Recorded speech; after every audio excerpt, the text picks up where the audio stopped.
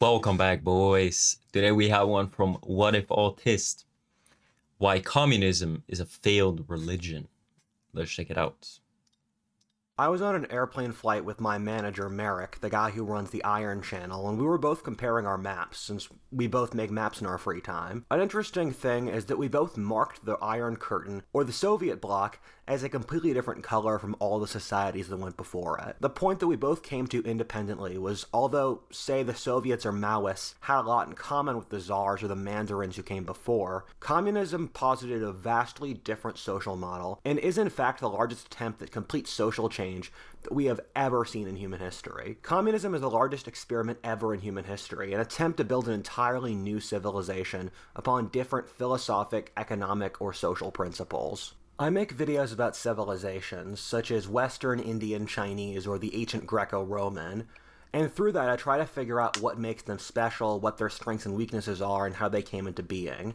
I started writing this video as an attempt to understand communist civilization, which briefly ruled 1/3 of the human race in the middle of the 20th century. I didn't succeed at that, and what this video inevitably turned into was an explanation for why communism failed as a civilization and was never able to entrench itself fully, and really explaining the theology and the sociology of how communism operates as a religion, and from that, what its failures were that prevented it from becoming a long-form civilization. Even though communism is burnt out in its original form, however, you can still see its children being some of the very most important players in the modern world. A problem I often see with philosophy is that it can become navel-gazing or intellectual masturbation that's intellectually disconnected from the actual physical evidence.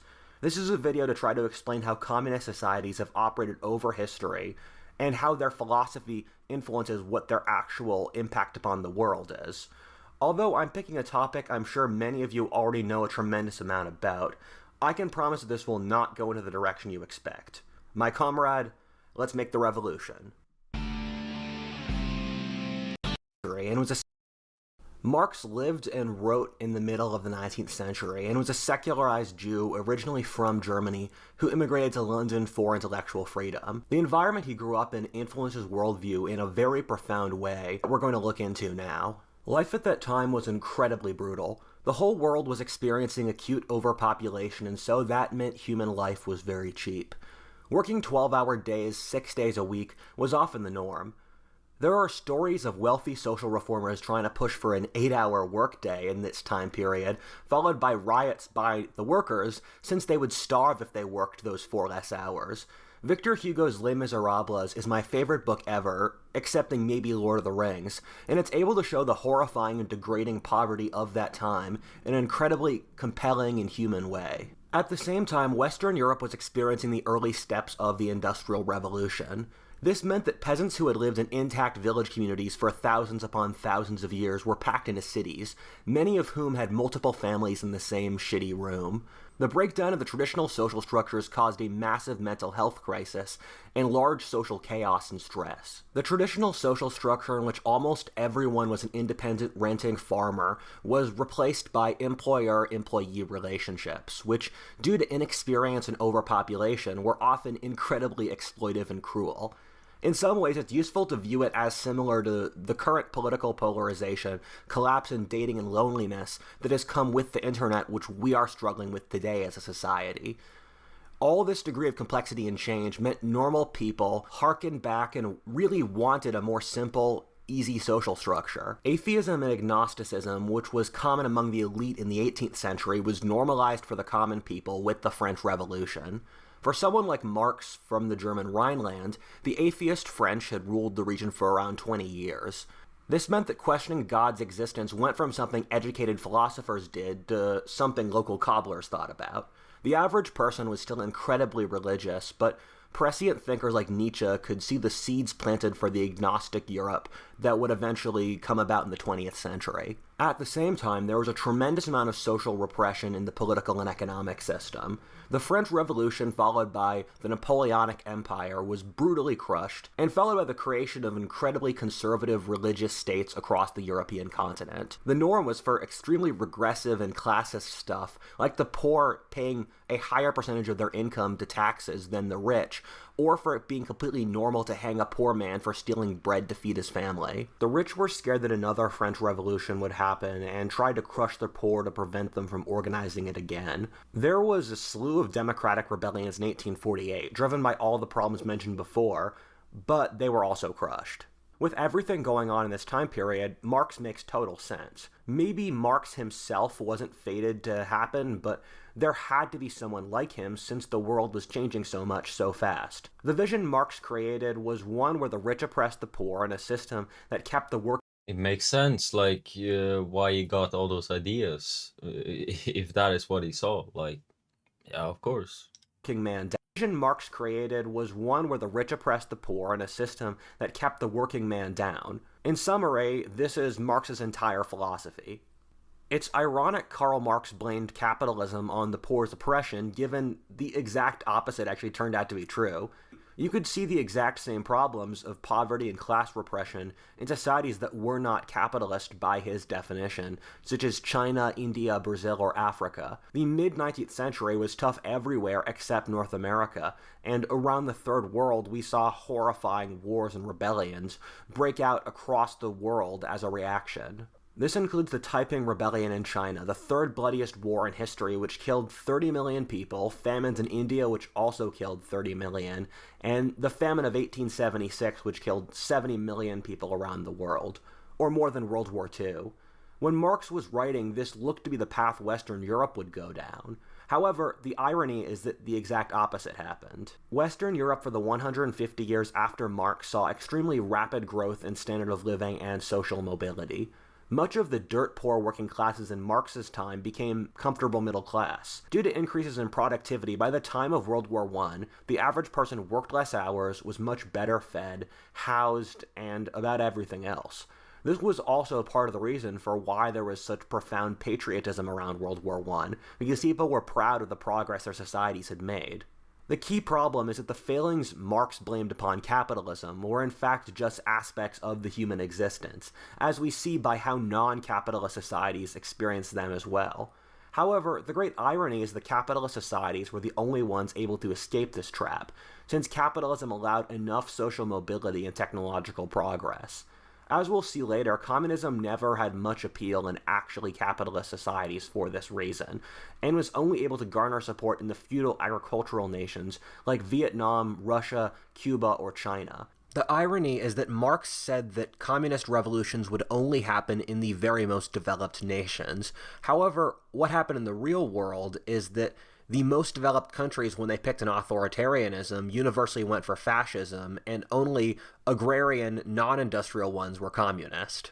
Keep this in mind for the rest of the video, but one of communism's most insidious and telling aspects is its conflation of capitalism with things normal for human existence. The final part of Marx's identity was that he is a secularized Jew. In a lot of ways, being a secularized Jew was a pretty difficult place to be, because all the Gentile Christian societies rejected the views and it oppressed them for thousands of years across Europe. However, the Jews were able to build a very intact social community, and once you left that by denouncing religion, you were stuck between a rock and a hard place between the outside society that did not view you as part of them, but also the Jews who also rejected you. If you look at secular Jews across history, they often push an incredibly nihilistic view of the world, in which they don't believe that life has any meaning, they don't believe that the nation or social communities have any positive good attached to them, and you see several philosophic trajectories that are shared among secular Jews due to this feeling of rejection by the broader society. One of the biggest demographics for communism is, again, secular Jews for this very reason. And at the same time, if you look across the Jews who have had many philosophic and religious innovations that have been incredibly positive across history, whether Einstein, Spinoza, Jesus, Moses, and more, and we live in a world in many ways built off Jewish philosophy. However, even though Jewish philosophy has many positives, there are several cognitive bugs that you see across it, and one of it is apocalyptic thinking, where Abrahamic philosophy believes that there will come a time in which the world order totally changes and the laws of Darwinistic competition just stop. Well, at the same time that if we are good and do the right thing, that you can break the laws of the universe. However, this is just not true, where Darwinistic struggle and life being hard is just normal across history no matter what happens, and will never change. However, Marxism is in many ways an apocalyptic philosophy in that it thinks that there will come a point where the working classes drive out the rich, and then we live in a utopia forever after. In my videos, I've consistently called communism a religion. This is since, according to Durkheimian terms, it totally is. Our religion provides community, a story about how the world works, rituals, and establishes the sacred. Communism does all of this.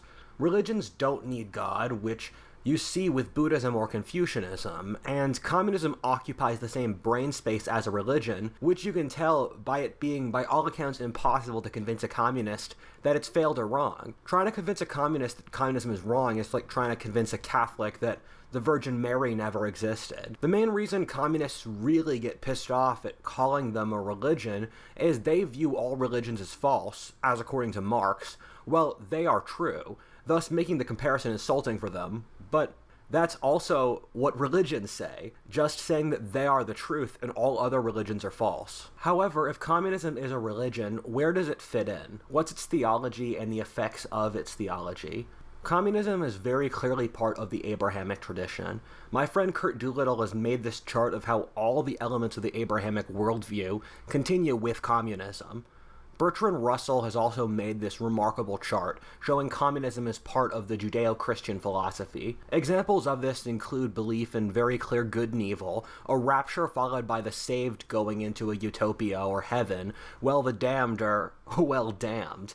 The construction of a church to carry out these goals, and also an insistence upon the meek to form around shared documents to fight against evil, being led by a prophet.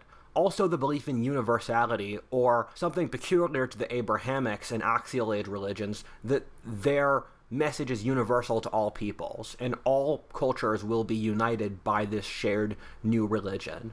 Communism is a twisted mirror of Christianity, and most of its so-called objective rational beliefs come from what they would call irrational Christian beliefs, such as the equality of all people, the importance of the meek or progress. If you look at non-Western cultures, none of these beliefs are taken for granted.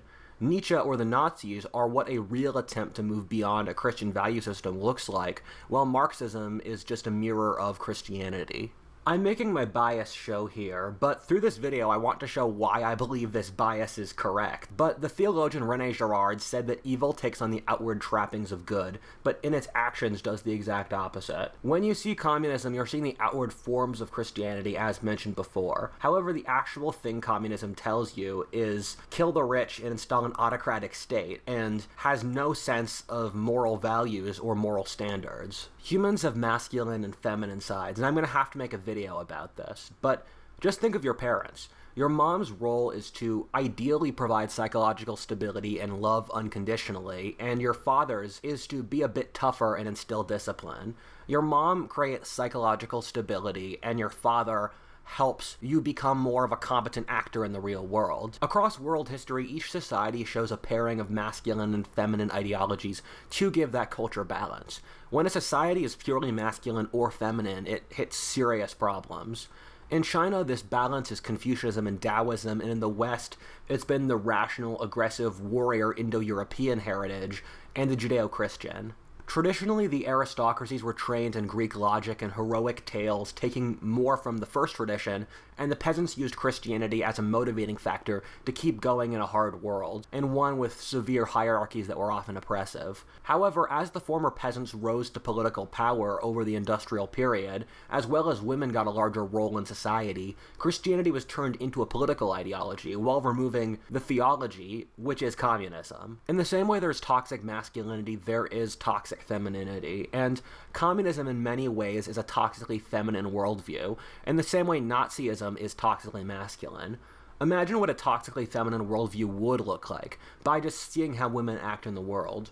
The negatives of femininity, even though there are many positives, are envy, using shaming for social games and power, relational warfare, materialism, the attempt to escape responsibility, using empathy when logic is what's really necessary, magical thinking, and a desire for equality or crabs in the bucket thinking at the expense of merit. This is communism personified, and there is a reason that in social science studies, people with more feminine-oriented personalities, which includes a good chunk of men, correlate very heavily with leftism. For example, the assumption of human equality is just not true. Some people are born much smarter, harder working, and kind than others. We know genetics influence about half of everything from intelligence to personality to hard work. A society that operates off the assumption that everyone has the same abilities is just going to fail. However, this belief in equality comes from Christianity and is more appealing to people with feminine mindsets since it involves the externalizing of family relations to politics. Liberalism offers under what I believe to be a pretty good assumption that you should treat people legally equally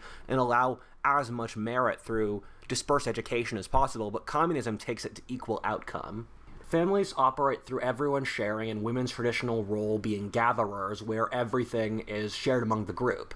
Families act in fundamentally communist ways, where everyone shares everything and everyone tries their hardest, hopefully. People with more agreeable feminine mindsets, which includes a significant portion of men, as said before, view this as intuitively the best way to manage society, since they're oriented towards families, and conflict, which is the bedrock of real politics, scares them. A funny thing is that when the ancient Greek writer Aristophanes during the 4th century BC wrote a comedy about a society run by women, he said it would be communist, and would also use social shaming to control society. As another example, take John Lennon's song Imagine, which posits a world without heaven, hell, nothing to live for or die for, where there is no division or suffering. This is a very feminine ideal for life, since women are not competitive, and when I first heard the song, I didn't know why other people found it attractive. A world where everyone gets the same is one where the stupidest, worst, and laziest person from your high school gets the exact same as you, no matter how hard you work or try to improve yourself. It's one where there are literally no adventures, and a life without meaning or purpose. For men, it's generally a rule that if there's nothing worth dying for, there's also nothing worth living for. That's not life. That's a still painting, where the characters are spiritually already dead.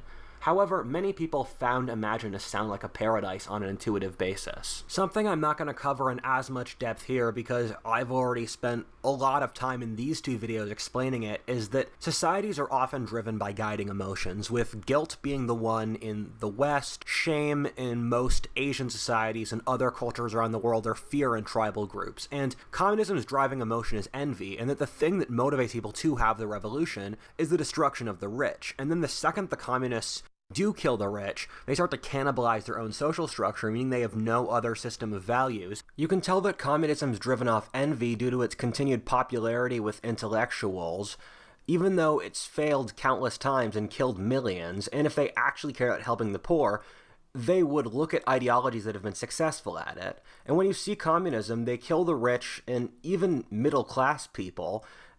What they end up doing is they make the poor starve, and so they care more about hurting the haves than helping the poor, which is the definition of envy.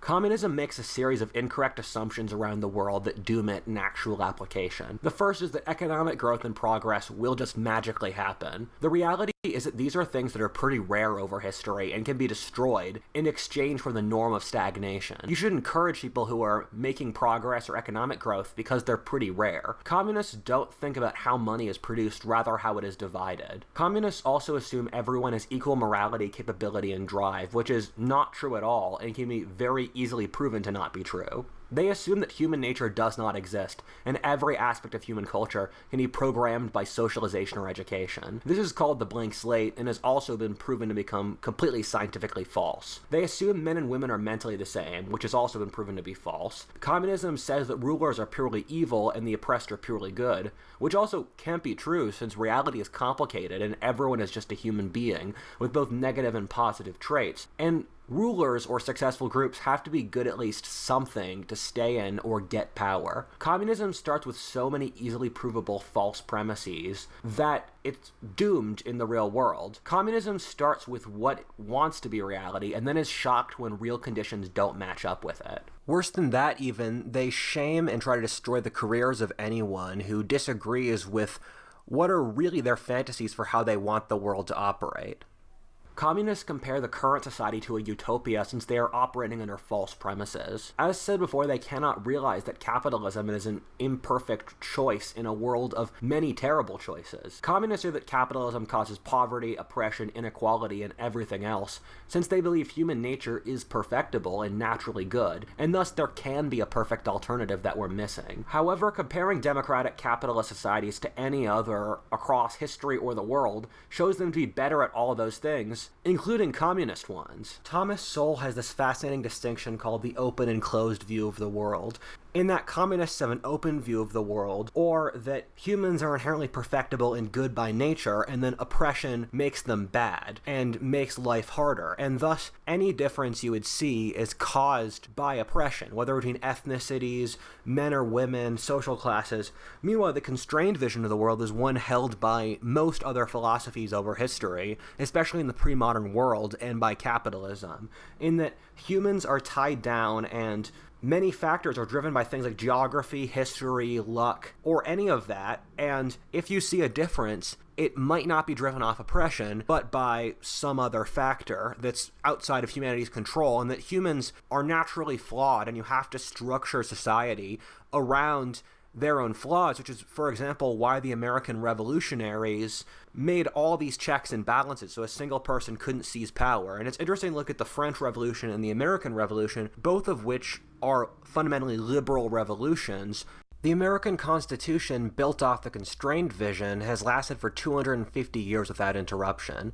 Meanwhile, the French Revolution, built off the open vision, degenerated into tyranny within several months.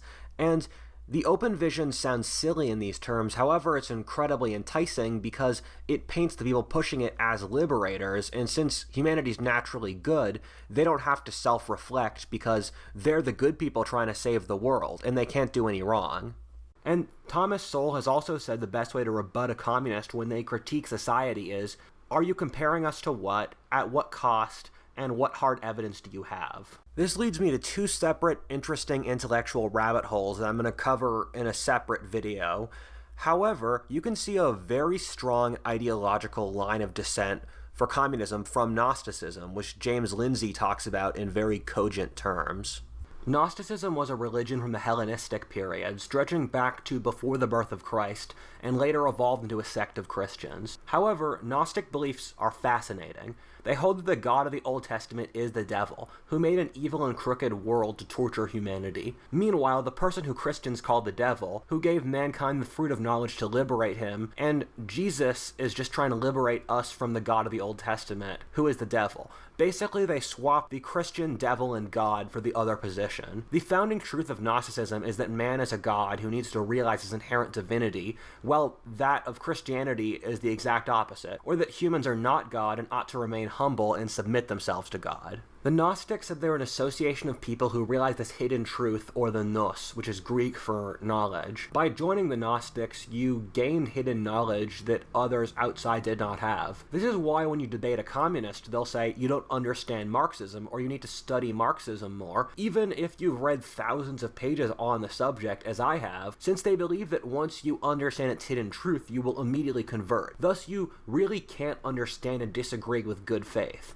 Both communism and Gnosticism say that they have the real knowledge and make definitions of what is correct knowledge in order to exclude outsiders. Since they do not have real knowledge, this doesn't allow any external criticism. This is where communists get the view that the world is inherently oppressive, and they are part of a group of the anointed to destroy its oppression, since that's literally what Gnostics believe. In both Gnosticism and communism, once you tear down the oppression, we will live in a utopia, while the reality is they don't have a real plan. The worldview posited by Marxism and Gnosticism literally fit the definition of a conspiracy theory.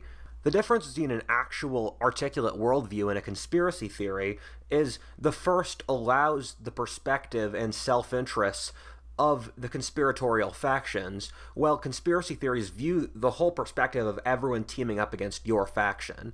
And it was sort of true in Marx's time that the entire European elite had teamed up to crush the working classes, but the reality across almost all of history is the elite itself is split, and elites in foreign countries are happy to help the rebels in other countries for their own gain.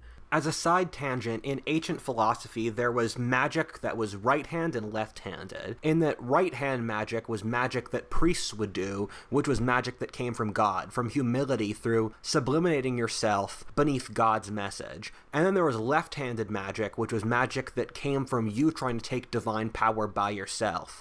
And right-hand magic came through God's goodwill, or multiple gods in the pre-Christian world, and left-hand magic had to come through causing suffering for other people and taking energy from elsewhere.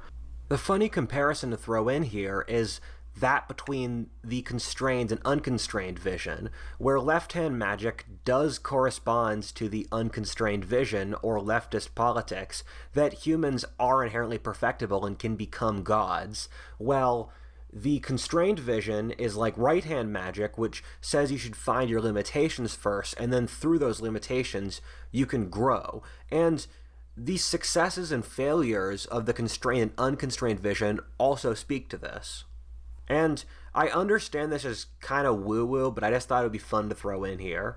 The connection between an ancient philosophy and a modern might seem tenuous. However, Gnostics operated in hidden associations, which we have lots of proof for, so that isn't a conspiracy theory, and heretics like the Cathars were Gnostics. There were lots of Gnostic mystic associations or clubs in early modern Europe, with these being ideas that were in wide circulation among the educated community, with Germany being an especial hotbed. These kinds of secret religious associations might sound strange to us today, but remember, this was a very religious society where basically every educated person studied some degree of religious philosophy, and so these were widely circulated ideas. Hegel had studied this, and it seems likely he was in one of these secret philosophic associations from language and terminology he's used. And he uses Gnostic language all over his philosophy. Meanwhile, Hegel was the biggest influence on Marx. To get back to the second point, I just read an absolutely incredible book named The Master and His Emissary that talks about the two hemispheres of the brain, the right and the left. The right hemisphere is capable of understanding individual circumstances, seeing living things, the truth, and context, and when tested, consistently gets the correct answer more than the left. The left looks through systems and aims at control, and we use it for mechanical processes. The point the author makes is the right, the master, needs to be in charge, and the left is its emissary that allows it to act through the world. And as the modern world has progressed, we have betrayed the right hemisphere and developed worldviews built purely off the left. Left hemisphere... I've met many people that are like, I would say, dominant in the left side. They're very like, how do you say it? They're like autistic in a way, like soft way, autistic. But yeah, I try to be more like right brain. Your worldviews operate through an abdication of responsibility, having processes that it refuses to go beyond and is in fact incapable of looking outside of its worldview, and because of that, it gets the wrong answer, but it's incapable of saying if it has the wrong answer. It's also obsessed with the material over the living and the physical, and cannot believe in or understand non-material concepts. I'm going to make a full video about this, but Marxism is the exemplification of a failed left hemisphere worldview, and isn't it kind of ironic that it's left-wing politics, left-hand magic, and left hemisphere? People who are stuck in the left brain are incapable of giving good criticism because they're incapable of thinking in a thought process besides theirs. Thus, when they criticize others, they are in fact just projecting their faults. And this is ironic with the communists because everything that they blame the rest of society for are their problems that you can criticize them for. Communists blame the rest of society for being obsessed with power, entirely cynical, believing in no values, and once they get into power, completely repressing and turning all of society into a tool for repression. And guess what? That's a pretty apt descriptor of how communists act. One time, there is a communist YouTuber who criticized me and made a lengthy video doing so, and I wrote down all the criticisms he made of me, such as, this guy does no research, he just says what's on his mind, he's just speaking off the cuff, he's a narcissist, he uses ad hominems, and all of them were a perfect descriptor of what he did. To jump off this point, communists have been the group I've argued with that are by far the least intellectually honest. They often go for criticism of their opponents while refuse any evidence to the contrary for themselves. Postmodernism literally says it's their job to critique every aspect of the other society, and if anyone critiques them back, then they are part of the oppressive, pre-existing society. Thus, criticism is physically impossible. They are by far the least honest people to intellectually deal with I have ever seen. They will go for shaming, ad hominem attacks, and anything else besides actually arguing in a rationally correct way by studying the evidence. For people who claim to be a scientific ideology, they actually use the scientific method to validate their ideas, the least of anyone I have seen. My favorite technique to realize if someone is intellectually honest is I ask, to prove my point, what evidence would you need to see? And then communists ask for something, I supply that evidence for them directly, then they immediately shift their point without touching on that evidence I gave them at all. I was originally going to write this video to go through the many arguments communists use and to show why none of them are in good faith. However, I'm not going to do that because I realized arguing with communists is pointless anyway. They're never going to change their minds. Communists make a big deal about being purely materialist and rational, but that's not true because their concept of being on the right side of history and that progress always has to happen is fundamentally spiritual and doesn't make sense without an appeal to faith. Since material outputs are the only thing that matters, the principles we hold onto or our attitudes do not matter. This means that moral standards or things they could be judged against simply do not exist in a communist worldview. This means that communists have been capable of stunning brutality, given they only believe in attaining their results and do not have any moral standards on how to reach it. The worst thing about communism, the thing that's made it fundamentally so dangerous, is its complete abdication of responsibility. Communism is literally no place for responsibility. They hold a purely materialist vision of the world, or at least they say they do, or only economic factors drive history, which is incredibly easy to disprove. One of the communists' greatest ideological tricks is that they will provide an incredibly simplistic vision of the world, and then argue that it is the most reasonable baseline. However, since only economic factors drive history, it means that your personal actions or morality doesn't matter at all. We often don't see this in the modern world, but responsibility is by far the most important thing if you want to run a large organization. Let's use a school as an example. The principal needs to lead the school. Whatever he passes off to the vice principal is his responsibility. The teachers need to teach and the students need to learn. If each individual doesn't have something they're responsible for, you can't run the school because you can't remove bad people or hold people accountable for their actions. But that's not how communists view the world. They think, oh, we'll just figure it out as we go along, but that doesn't work. We judge communists based off what they say their intentions are, rather than the actual structure of their worldview. And we can't say communists are just good-thinking people who are misguided, when their entire worldview has turned irresponsibility and delusion into positives. And all of the failures that have come from communism and their ability to think realistically have been clearly shown to be a feature, not a bug. Communists seduce societies and get them into power and get people to think that they are inherently moral and virtuous through using pretty-sounding language. However, the world communism posits is one completely without responsibility. It is one where losers can never be judged more harshly than the successful. In fact, the losers are always good no matter what they've done, and the successful bad no matter what they've done. This flies in the face of Darwinism, which posits survival of the fittest, and everyone in principle agrees with Darwinism, but philosophically, communism is a complete rejection of Darwinistic science. And thus, without this rejection of standards, there's nothing they can be held against. When communists seize power, they never think out who is responsible for each of the actions to build a utopia, or have a real plan given they use magical thinking. Instead, they just think everything is going to work out. This has always resulted in the rise of the most horrifying autocracies in history, as since the whole society is built off a policy of abdicating responsibility, it naturally falls upon a despotic ruler. This abdication of responsibility is something that you can very clearly see in the figure that is probably Marx's biggest influence, Rousseau. In most ways, I view Marxism as a fully fleshing out of Rousseau's ideas and the ideals of the French Revolution. Rousseau holds that the will of the people, as manifested in an authoritarian ruler, is the most important thing. This is incredibly vague, since it falls into communism's biggest mental fallacy of assuming human nature is perfectible and is by nature good. A very, very important point to make is both communism and Rousseau hold that humans are naturally good and oppressive institutions make them bad. Thus, what ends up happening is the authoritarian ruler claims rule from the people, and since the philosophy designs no mechanism, like a democracy that could actually determine it, it becomes a horrifying autocracy in which everything the ruler does is justified because it's somehow the will of the people, but there's no way to actually determine what the will of the people is except for what the autocrat says. I do honestly think a philosophy is inseparable from the philosopher who made it. You can look at men like Socrates, Jesus, Buddha, or Marcus Aurelius, who are widely considered to be saints in their day, and their worldviews have been successful and respected ever since. Meanwhile, you get Nietzsche, who argued for masculinity and violence and was a cripple for most of his life. You have to ask if a philosophy is an unhealthy manifestation of a trait that the person themselves are apologizing for and something they haven't actually mastered, and through their inability to master the philosophy, they're incapable of articulating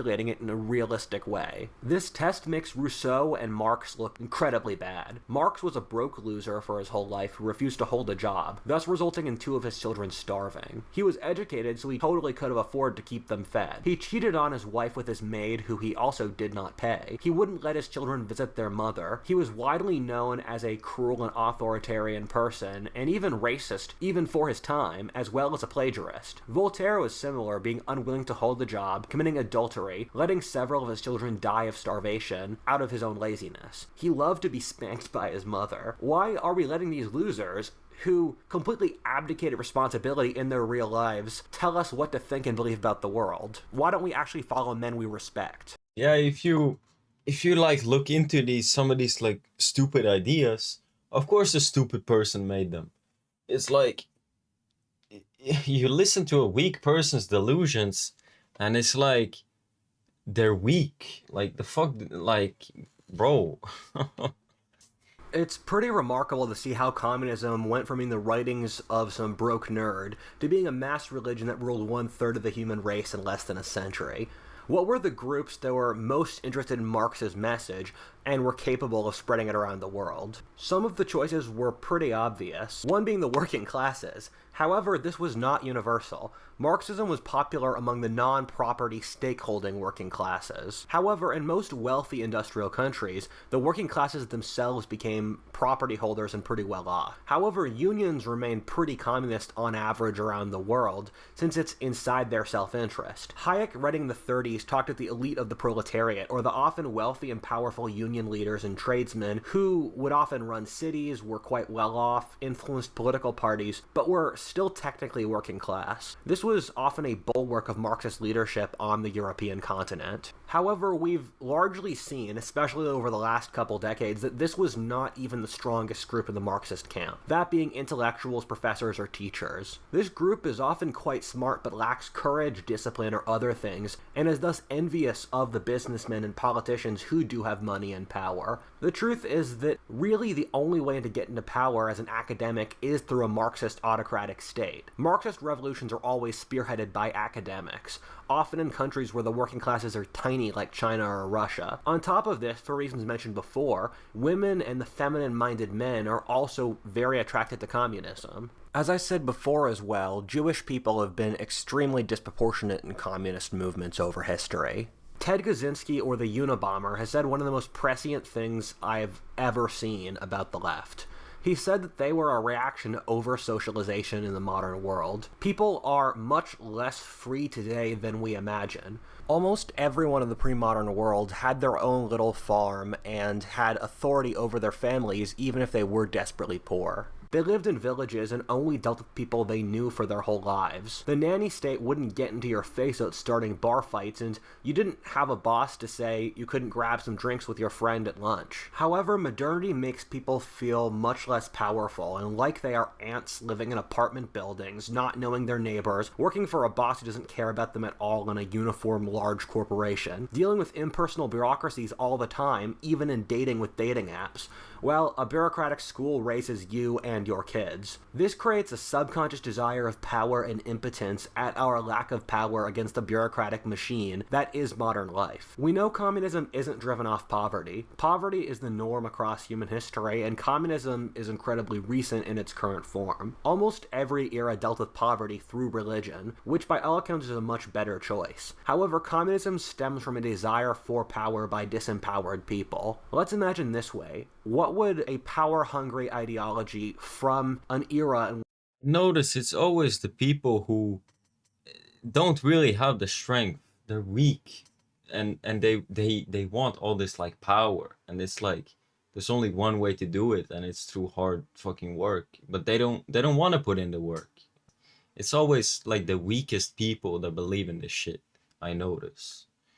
Which individual people feel like ants look like. It would want to get power for the powerless, and then would be resentful of any moral principles it could be judged against. Thus, it would claim to be perfect and then would execute a complete authoritarian power fantasy upon reaching power every time. At the same time, communism is driven by the two most over-socialized demographics, those being academics and the classes that are working for someone else in a large factory. All the demographics that have agency in their own lives, like small business owners, farmers, and others who are often still quite poor, tilt markedly conservative. If you want to kill communism forever, improve the strengths of families, small businesses, and religion. If we find a way to return to the pre-industrial norms of everyone running their own little plot of land or business, people will feel agency in their lives as well as being stakeholders, and communism will stop making sense. If people have intact families, they will view that... It's always like people who don't have shit that become communists like that, with those beliefs. I noticed that it's like people who don't have shit, and it's always like some students, right? And they don't own shit, and they have a shit ton of debts. So of course, like, these ideas sound fucking good, but the people who fucking bust their ass starting a business, making money, they're looking at this shit and they're like, what the fuck? All these lazy people want to take my fucking money? Fuck no. Understandable. That as a sense of stop making sense. If people have intact families, they will view that as a sense of agency and stabilization in their lives, rather than turning to ideologies to balance the void in their souls. My favorite history writer, Amaury Durignancourt, said communism is revenge by Mother Nature against the modern world killing religion and respect for the natural order. Humans by all accounts need religion, and communism's immediate arrival after religion grew weaker shows this to be true. One of religion's most important roles is to create moral principles for difficult things like how to live life, how to deal with power, or treat your fellow man, and all of that which can't be scientifically proven and needs to be dealt with through irrational principles. By religion weakening so much due to technological progress and many other things, society lost standards that had been developing over thousands of years on how to live life and run societies, and thus lost the ability to hold communists against said standards, or a sense of how to help people deal with the pain and trauma that life naturally has. Thus, by abandoning religion, our societies doom themselves to a cancerous religion, or the worst possible religious alternative. The way to kill communism is to make a religion that's compelling for modern industrial people. Christianity, just as a counterexample, although most post-axial age religions have similarities, has done much more to help the poor than communism. Communism has actively driven millions to starvation and poverty. Christianity abolished slavery, developed the principle of bankruptcy, liberated women, and the leaders of the abolitionist, labor, and suffragette movements were all evangelical Christians, not communists. You struggle to find a single place where the communists have actually ever helped the poor. At the same time, telling the poor to be kind to each other and fill themselves with love is a much better thing to say, since it teaches them responsibility, mindfulness, and kindfulness. It creates healthy, cooperative, and trusting communities among the poor, and also makes the rich trust the poor more, thus creating more of a chance of social cooperation between the classes, and thus promotion out of the lower classes. Healthy religions promote mindfulness, or the idea that everything will be alright and you should stay centered and calm. Mindfulness is always good. Even in the worst situations, the ability to stay calm and self-assured is the most important thing. However, communism pushes the exact opposite of mindfulness, saying hatred, emotionality, and hysteria are good, since they push revolutionary fervor. In studies, leftists have the worst mental health of any group, and the religious the best. The interesting thing... noticed that. It's like I talk to these people and I'm like I don't have an education on any of this shit, but I can like I'm like, bro, you're like mentally ill or something. It's like I can't believe these are real people. And yeah, uh, fuck, industrial revolution, huh? Fuck. Is that Marxists health of any group and the religious the best. The interesting thing is that Marxist states did not develop in the highly advanced capitalist countries that Marx predicted they would, yet rather in feudal pre-industrial societies such as China, Russia, or Cuba. You can watch my video on family structure, but all the societies that willingly became communist have the same family structure, or the outmarrying clan. The social model among these societies is that everyone in the family stays in the same family, with the father arranging marriages for his sons, as well as providing work, while also maintaining authoritarian power among his sons, all of which inherit equally upon his death. People's family structures model what they naturally believe to be fair, since they grew up with it. At the same time, this family structure made ideas of authoritarianism, equality, and communism seem natural, since that's how their family structures work as largely communist, dividing land that's shared between all the different sons. Thus, as empires broke down with modernity and peasants rose to power in these societies,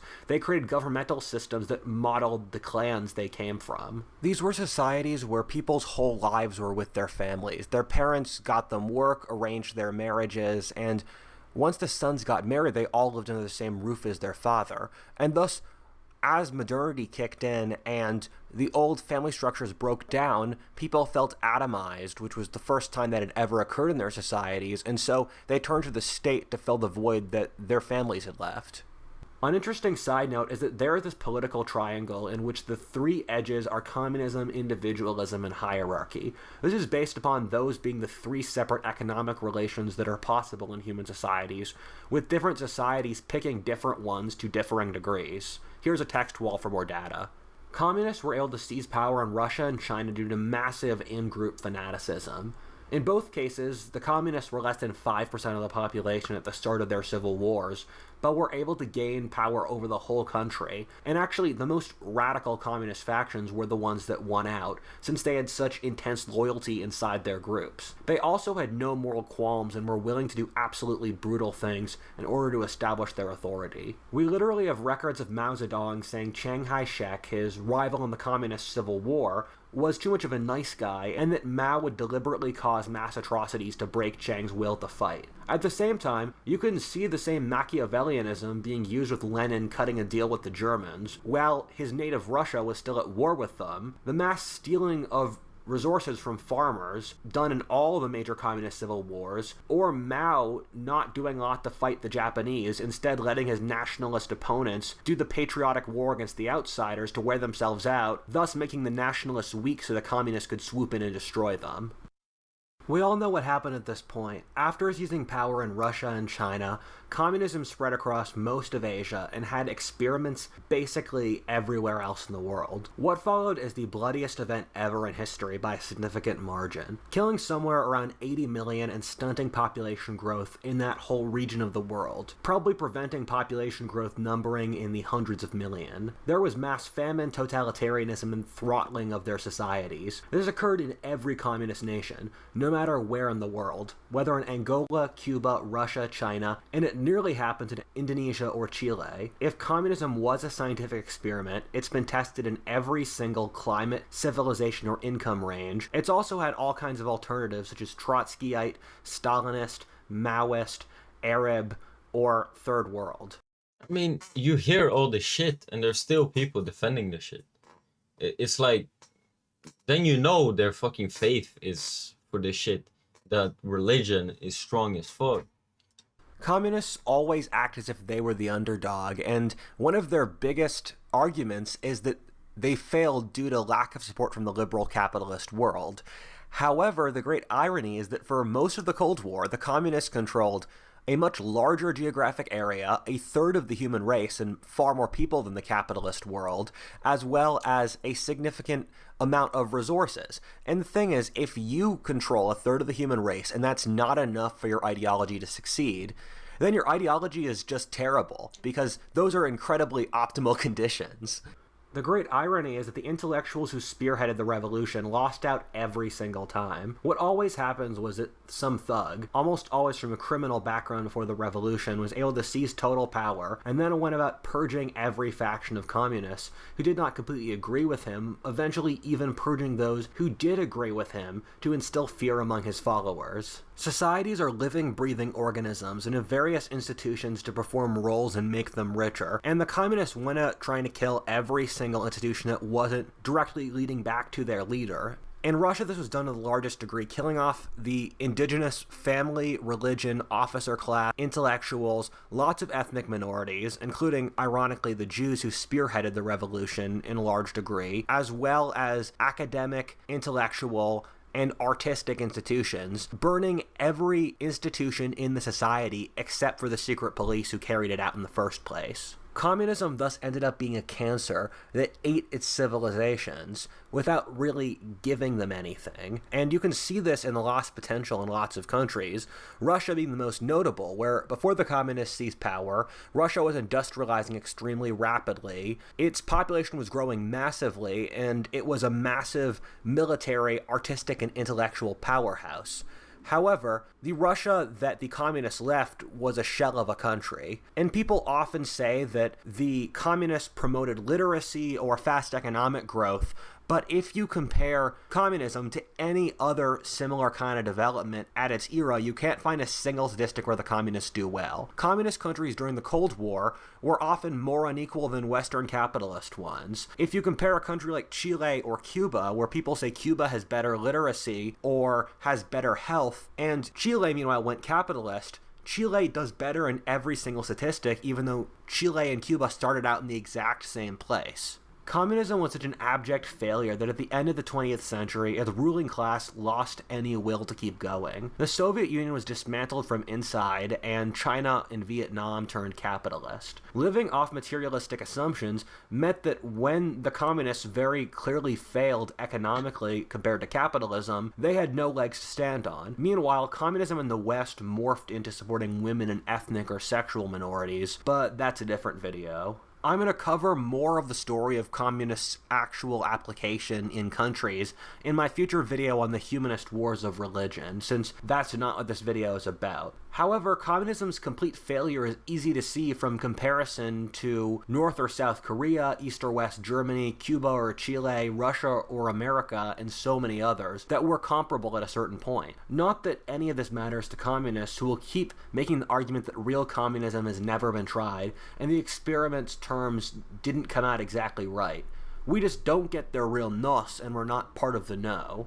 However, you can use this argument for any movement. You can say real fascism. Yeah, we just don't understand their truth that once you see it, you fucking turn into a commie. It's complete bullshit. Never been tried. The real Inquisition's never been tried. And if your philosophy demands absolutely perfect conditions to succeed, you have failed, because the world will never provide that. I hope this video has been able to show you why this is wrong, how communism as a philosophy is so flawed as to be completely ineffective in application due to not fundamentally understanding how the world works. As Thomas Sowell said, communism is a good idea compared to what, at what cost, and with what real evidence. Anyway, boys, I hope you guys enjoyed this one. This one was very interesting. I catch you boys on the next one. Take care of yourself.